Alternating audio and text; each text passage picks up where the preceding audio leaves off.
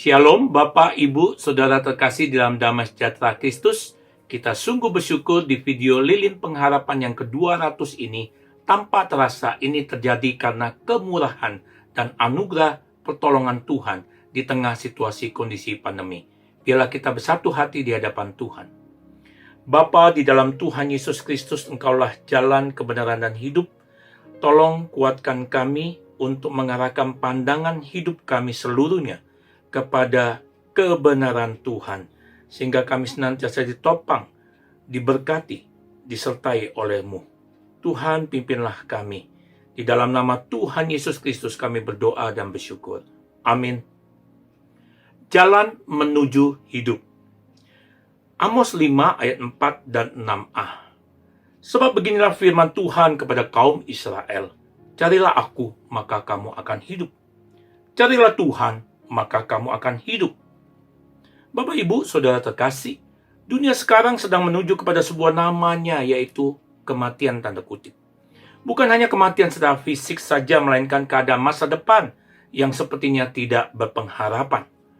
Oleh karena dunia sedang menawarkan tanda petik jalan yang kelihatannya baik, namun sesungguhnya tanda petik kematian bagi manusia, seperti degradasi moral berbagai aspek kehidupan di Indonesia, juga sedang mengalami degradasi, khususnya kesehatan karena pandemi COVID-19, ekonomi, pengaruh dunia global, sosial, pengaruh radikalisme, politik keamanan hukum, dan sebagainya. Kondisi yang demikian juga ternyata dialami oleh umat Tuhan pada masa pelayanan Nabi Amos.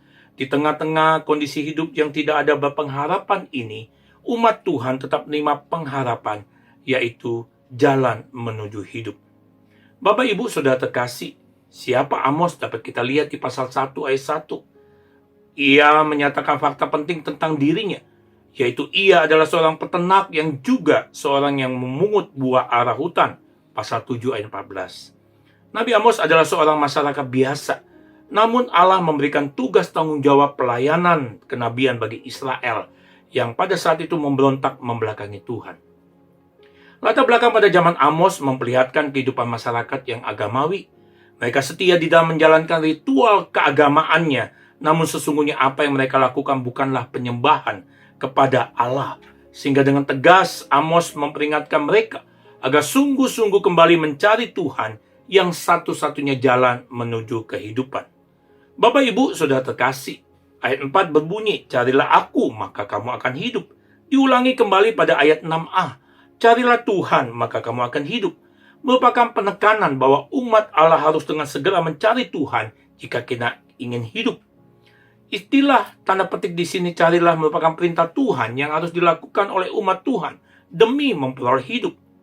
Untuk itulah Amos berkata, carilah Tuhan. Mencari berarti berusaha, berarti berjuang, berarti harus kerja keras. Dengan bertujuan untuk mencari, maka bangsa Israel pasti akan mendapatkan Allah yang berkenan.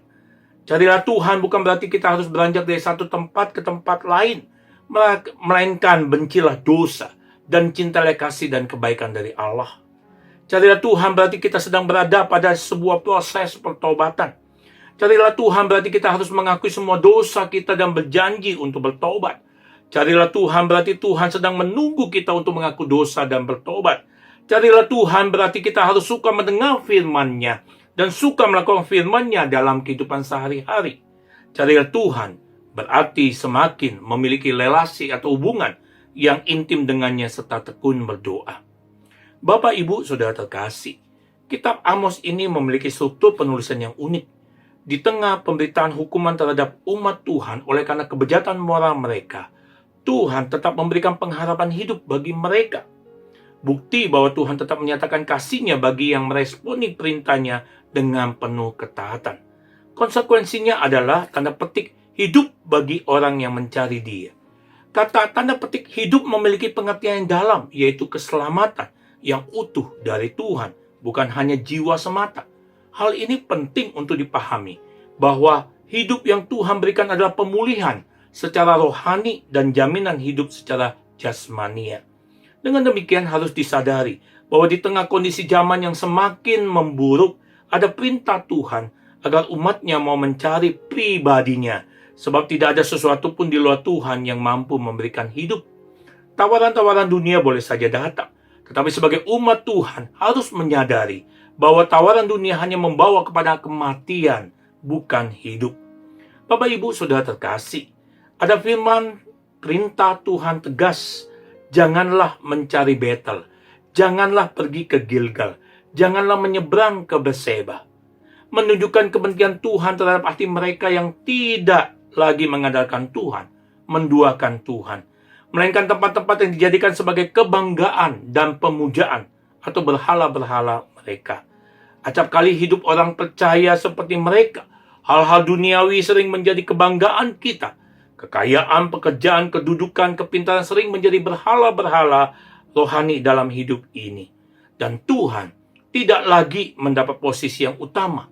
Ingatlah bahwa semuanya hanya untuk sementara, fana. Tidak ada sesuatu pun yang bisa bertahan kekal. Namun Tuhan dan firman-Nya adalah kekal. Janganlah menggantungkan hidup pada sesuatu yang fana, ciptaan. Bergantunglah kepada Tuhan, pencipta dan penebus kita. Maka hidup itu akan menjadi bagian kita. Bapak, Ibu, Saudara terkasih, marilah kita merenungkan bersama. Di dalam firman Tuhan saat ini setidaknya ada dua prinsip bagi umat Tuhan agar dapat memiliki hidup. Memiliki hidup dengan mencari, mengutamakan Tuhan, dan memiliki hidup dengan bergantung kepada Tuhan. Meskipun dunia saat ini tidak bisa lagi memberikan pengharapan, tetapi ingatlah bahwa kita tetap memiliki pengharapan itu dengan cara mencari dan terus mengandalkan Tuhan dalam semua aspek kehidupan kita. Dengan demikian, sebagai umat Tuhan, hidup itu senantiasa menjadi bagian kita yang setia mengasihi dan dikasihinya. Pada saat ini, kita sungguh-sungguh diperintahkan, carilah Tuhan.